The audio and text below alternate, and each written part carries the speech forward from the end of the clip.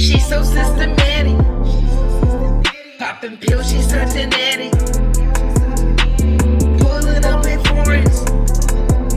Got that paddock on my arm. Cuban link came with the charm. She's so systematic. Popping pills, she's such an addict. Pulling up in foreigns. Had that paddock on my arm. Cuban link came with the charm. She's so systematic. Popping pills, she's such an addict. Pulling up in foreigns. Got that paddock on my arm. Cuban link came with the charm. She's so systematic. Popping pills, she's such an addict. Pulling up in foreigns. Had that paddock on my arm. Cuban link came with the charm.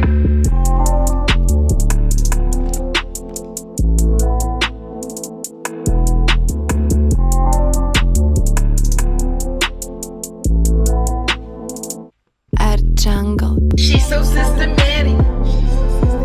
Popping pills, she's such an addict. Pulling up in foreigns. Got that paddock on my arm. Cuban link came with the charm. She's so systematic. Popping pills, she's such an addict. Pulling up in foreigns. Had that paddock on my arm. Cuban link came with the charm.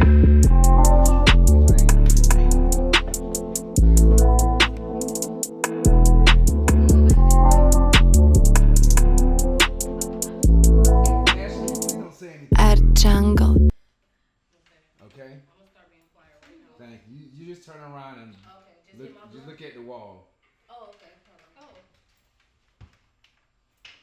on. Okay. Hey, what's up, man? Yo, it's J Love here with Sour Milk Podcast. And we got the great in the building all the way from the Ohio State. You already know play, no play. We're going to date. Hey, Money in the building. Hey, what's up, love? How you feeling? Hey, y'all, I'm feeling great. How are we today? We good. We got you down here in Florida all the way down just to come to the podcast. I am so honored. I love it. All right. So what we want to see is the woman behind the beauty that we see online. Then what inspires you, where you come from. We're going to start all the way from the bottom and go all the way up to right now. So let's start like this. I already said where you from. We want to know where are you from? Like specifically, where are you from? I love that. Okay, well, I was born in Cleveland, Ohio, but I moved to North Carolina really young, so I don't consider Ohio being where I'm from. I actually say I grew up in North Carolina, but naturally I'm from Ohio. All right. And how long did you stay in Ohio while you were there? I think till I was like 10. How old was I? That was maybe like 10. Yeah. All right. Now, do you remember anything from Ohio? Like, how was the time in Ohio? Do you remember anything? Did you get into anything back then? You know what I mean? Man. Yeah, I was actually a totally different person before I moved to North Carolina. What I remember from Ohio, honestly, is like snow and fighting. I remember I grew up around my brothers. I was a rough rider. I like to fight all the time, so that's really what I was doing. It bothered my sisters, and then I moved away, and that was it on Ohio. Oh, all right. So you was a little rowdy back I then. was. I know because you ain't that big, so you was a little chihuahua. I was a little chihuahua just a little bit, but I had it going on. feisty. Exactly. I did. All right, so we're gonna fast forward a little bit. Now let's go after Ohio. You say you went to North Carolina. I did. All right, so starting in North Carolina, what were you into then? Did you calm down a little bit? Were you on the same path? I love that. That's a good question. No, I definitely calmed down because I got there and it was nothing like what I was used to. So like the mannerisms and attitudes that I had, nobody else had it. So I was just kind of just looking outlandish, and I was like, oh, that's not what the scene is here. And I knew I had to change it up, and I calmed down, I tuned it down, and I love who I am today. I was living somewhere else, and I was living on my own, pretty much. So, How many years are you guys apart? 2 years? 3 years. I think we're 3. Yeah, you just turned 26. 26. And I'm 29. So how was growing up together? How was that experience? Much like how I was in school, I was a mean kid. I don't know what it was, but I did not get along well with my sisters until I got like older, and I tuned it down. I think it was just a kid thing, but she was a great. She's a middle child. Yeah. Well, she grew up at least a middle child, but now it's 2 middle. Mama. Yeah, but right. she grew up the middle child, and she was just spoiled too. Yeah. Sweetie Bird, and she had this mouth for her, and nobody could say nothing to her really. She could say something she don't get in trouble, I get in trouble for it. Yeah. So she was already just set in her way. But she took care of you. She just had a mean streak. Yeah, mean streak. It was just a streak. She had a little light skin thing. And now I'm the nicest sister, y'all. It's actually mind blowing. It's actually crazy. Like, yeah. I gotta talk to her every day. Exactly. So after high school, let's say 21. What were you getting into at 21? 21. Oh my gosh, that's crazy because that's so close, but I really don't know. At 21, I think I was preparing to graduate college. I was in a relationship. What was I doing? That's really all I can remember. All right. So what were you going to college for? What was you in college for? Was I in North Carolina at that time? At 21, because I had just left. Yeah, I was still there. That was right before I left because I think I left at like 22 or something. Okay. Yeah. What college did you go to? I went to North Carolina Central University. Period. All right. What did you study? I studied early childhood development. Okay. All right.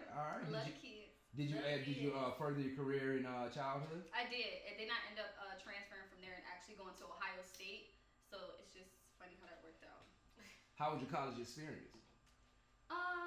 My college career, it was good. I would say I would have definitely stayed on campus if I could do it again. Not the cameraman going crazy in the back. If I could redo it, I would have definitely stayed on campus. I think it would have made me more involved and more into my experience. But I moved off my first year of college and I just became an adult. So naturally, I was just used to the adult world, working, paying bills. I was ahead of everything everybody else was doing. So that's a plus. But I do wish I just was a kid more and enjoyed it and everything. All right, yeah, it's always a good thing to enjoy. Yeah. So your youth, because time goes by fast, it does. man. Next thing you know, you be 50. You know what I mean? Yeah. Definitely. Yeah. So now leading up to now, what is life like now for Amani? What is life like now? Where are we at now? Life is amazing. Honestly, life's good. Life is good. I'm amazed with what God can do through somebody and for you in general. Life today, I travel a lot. I'm usually on vacation. I'm on vacation right now just to be with my nephew for the weekend while my sister's on vacation. So that's really what my life is. I got my 2 cats. I love them. Health and wellness. Yes, River and Basil. But my life is honestly just health, wellness, family, and vacationing. Honestly. All right. Now with these 2 online that you were doing content. Yeah. How long have you been doing content? I've been doing content since right before COVID started. So I was just kind of into it. It was just a thing to do. And then all of a sudden I was up there and it was popping off. And I was like, oh, this is something I can do. And I just grew to love it. All right. So what motivated you to do it? Like that first time you actually went and picked up the camera and recorded yourself. What motivated you to actually go and record yourself? I would say seeing what God was doing through me. Like I knew He was putting me in a place where He wanted me to inspire and to uplift the youth and everything of that sort. So where He was taking me, I felt like it needed to be shown to inspire other people, like to smell the roses and to appreciate where they are and everything like that. So it became that. Now, question: how important is God in business, in your daily duties, as far as becoming a star? Man, I don't even know how to answer that because there is none of it without God. Like I feel like the only reason I have it is because of God, and He's working through me even in that pathway. So all of it's Him. I'm just showing it through me. All right, definitely. Now, as far as future goals, what is your goals as far as your content? Like, where do you see yourself? Let's say in the next 5 years. Oh my.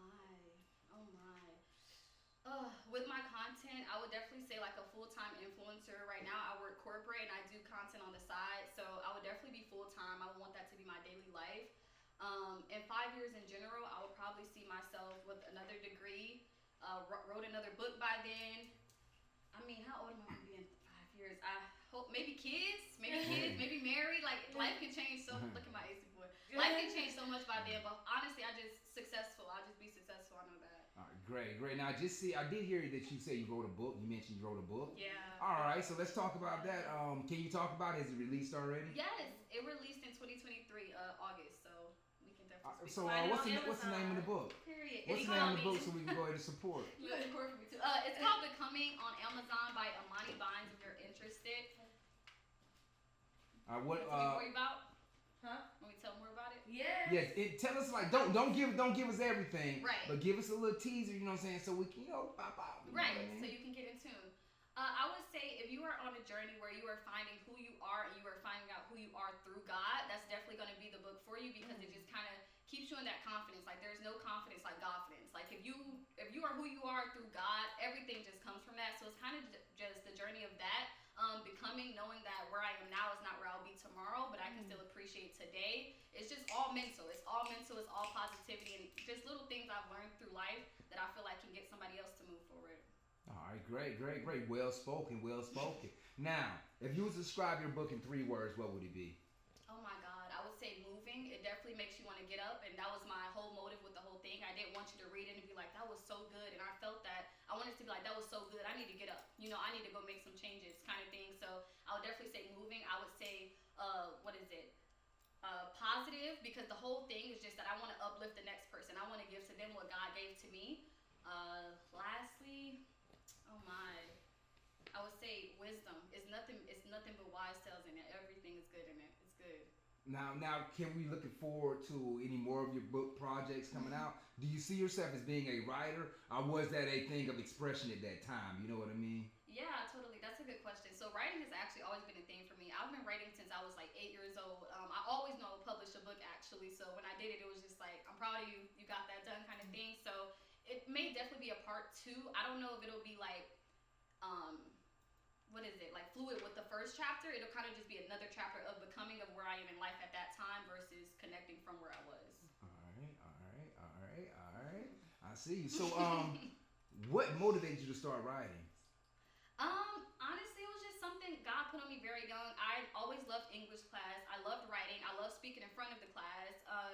And naturally, because I loved reading so much and because I loved speaking so much, I just kind of put it together and I was like, I could deliver something. And I just wrote some little tale one day in my room. And ever since then, it was like, I love writing. I love this. Now, as far as your first subject of your book, what made you go with that topic instead of any other topic in the world? You know, so we have millions of other topics. Yeah. What made you pick that one as your first book? I love that. I would say I picked the first chapter like strongly because the whole book in a nutshell is like becoming to everything. So like how to come to love yourself, how to come to overcome that thing, you know, that kind of thing. So I started it off with a chapter called How to Love. And it's not what you'd expect it to be, but it gets your attention because it seems like it. But it's how to love yourself and all the changes you go through and all the developments and all the different becomings you go through in life as you become who you are, you know, in totality kind of thing. All right, question. How important is loving yourself to you?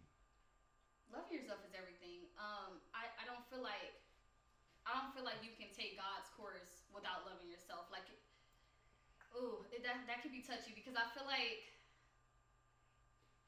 for me, loving myself, I feel like is what brought the journey that I'm on. Like I think if I would have had it any other way, I don't know if this would be, this would be where I'm sitting kind of thing.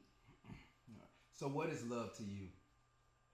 Love to me, I would say love to me is God. Like all I know truly and deeply is God's love. I know it's graceful. I know it's merciful. I know it's joyous. You know, so all I know is that. That's love. All right. Now, a question for you. Who is God? Who is God?